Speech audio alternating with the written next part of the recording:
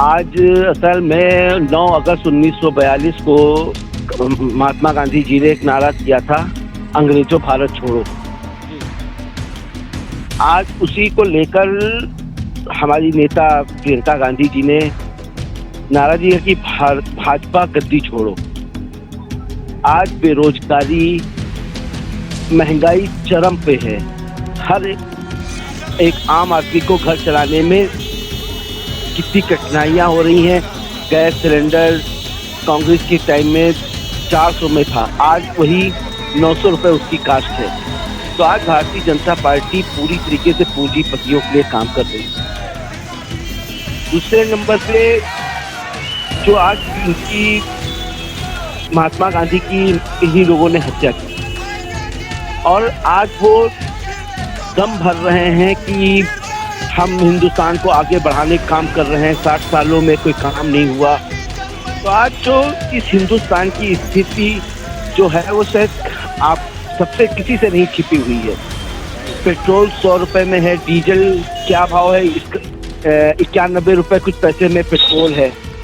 तो आज जो किसान हमारा आत्मनिर्भर खुद है, जो आज ये आत्मनिर्भर का नारा दे रहे हैं, लेकिन हमारा किसान तो आत्मनिर्भर खुद अनाज बोता है, अपना पेट भरता है और दूसरों का पेट भरने का काम करता है। लेकिन ये भारतीय जनता पार्टी के लोग हिंदुस्तान के हर एक व्यक्ति को गुमराह कर रहे हैं। चाहे वो आप देख लीजिए, निजीकरण को लेकर उन्होंने कई तरीके से किया, लेकिन आखिरी में जहां रेलवे की बात आई कि रेलवे की यूनियन इतनी स्ट्रांग है कि उन्हीं के मंत्री को कहना पड़ा आके कि रेलवे जो है वो निजीकरण उसका हम नहीं कर रहे। जब चुनाव आता है तो उनको कैसे, अब आप देख रहे होंगे ड्रोन आना शुरू हुए, हिंदू मुस्लिम हो रहा है, क्योंकि 6 महीने अभी तक कुछ नहीं था। आप टीवी उठा के देखा होगा, अभी 1 महीने पहले ऐसी कोई न्यूज़ चैनल पे नहीं आ रही थी। लेकिन जो उनके उद्योगपति मित्र हैं जिन्होंने न्यूज़ चैनल खरीद रखे हैं, अब आज 24 घंटे में 18 घंटे न्यूज़ आती है हिंदू मुस्लिम की, छोटी छोटी जातियों को आपस में लड़ाने की। तो इनको पता है कि कॉन्सेप्ट पता है इनको कि कैसे वोट हिंदुस्तान में और ख़ास तौर से उत्तर प्रदेश में वोट कैसे निकाला जाता है।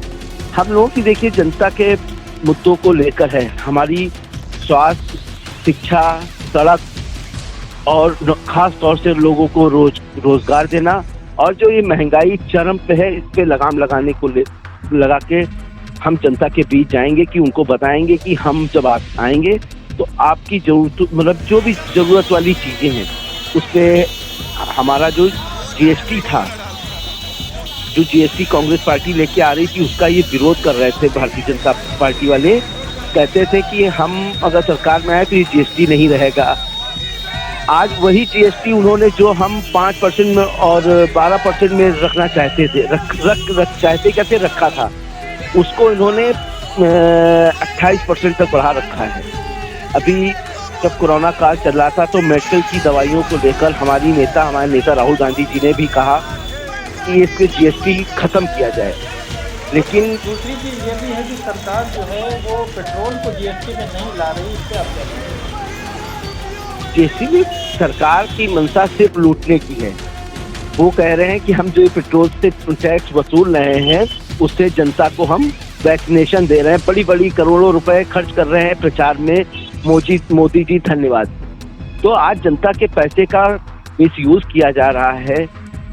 वैक्सीन का पैसे का पे हम खुद कर रहे हैं। अगर एक साबुन या माचिस की टिप्पी भी एक हम लेते हैं तो अगर उतना टैक्स हम अडानी अंबानी दे रहे हैं तो उतना ही टैक्स एक झोपड़ी में रहने वाला व्यक्ति भी उतना ही टैक्स दे रहा है। बस ये सिर्फ गुमराह कर रहे हैं कि सबको आपस में लड़ाकर अपनी राजनीति को चमकाना चाहते हैं। इनका एकमात्र मकसद है कि कैसे भी ऐन कैन प्रकार सत्ता में बने रहना।